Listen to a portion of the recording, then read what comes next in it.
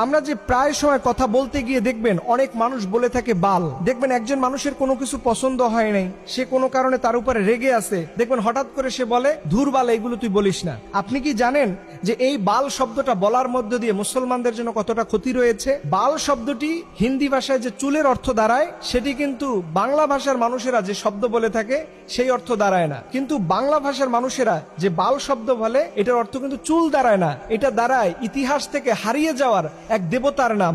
যেই দেবতা সম্পর্কে আল্লাহ পাক আমাদেরকে সতর্ক করে বলেছেন 37 নম্বর সূরার 125 নম্বর আয়াতে যে তোমরা বাল দেবতার অনুসরণ করো না। আল্লাহ পাক বলছেন আতাদউনা বালাউ ওয়া তাযারুনা আহসানাল খালিকিন। আল্লাহ বলছে তোমরা কি বালকে ডাকবা এবং সর্বশ্রেষ্ঠ স্রষ্টাকে তোমরা কি ভুলে যাবা, পরিত্যাগ করবা? এই বাল শব্দটা আল্লাহ পাক কোরআনের মধ্যে বলেছেন। এই বাল শব্দটা সেমিটিক শব্দ, যার অর্থ দাঁড়ায় দেবতা বা স্রষ্টা, বা আমরা যে আল্লাহ বলে সম্বোধন করি ঠিক একই রকম অর্থ দাঁড়ায়। এটা আসলো কোথা থেকে? আপনাদের মনে প্রশ্ন থাকতে পারে, হুজুর এটা আসলো কোথা থেকে?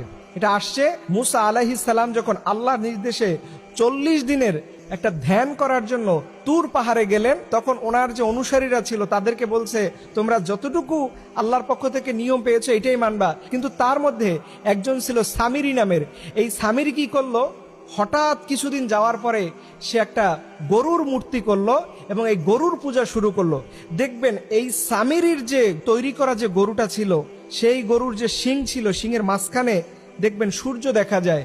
ঠিক এই বাল দেবতাটাও এই একই রকম, এবং মিশরীয় সভ্যতায় অনেক মূর্তির মাথার ভিতরে দেখবেন দুই পাশে দুইটা শিং থাকে এবং মাঝখানে সূর্য থাকে।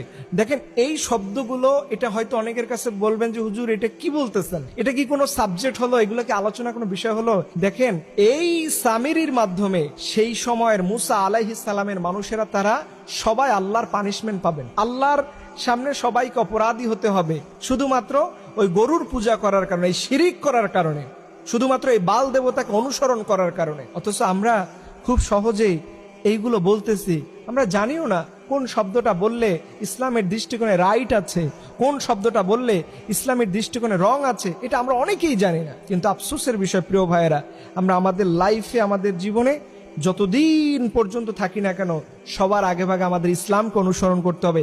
ইসলামকে বাদ দিয়ে পৃথিবীর কোনো তন্ত্রমন্ত্র বিশ্বাস করা যাবে না। আজকের যে সাবজেক্ট আপনারা শুনলেন, হয়তো অনেকেই আপনাদের মাথার উপর থেকে যেতে পারে, হয়তো জীবনে প্রথমও শুনতে পারেন, কিন্তু আপনি ইন্টারনেটের মধ্যে সার্চ করেন, এই বাল দেবতা সম্পর্কে আরো খুঁজেন, কোরআনের 37 নম্বর সূরার 125 নম্বর আয়াতটা আপনি দেখেন, আপনার কপাল খুলে যাবে। আপনি যদি এই ভুলটা, এই শব্দটা বলা থেকে নিজেকে বিরত রাখতে পারেন।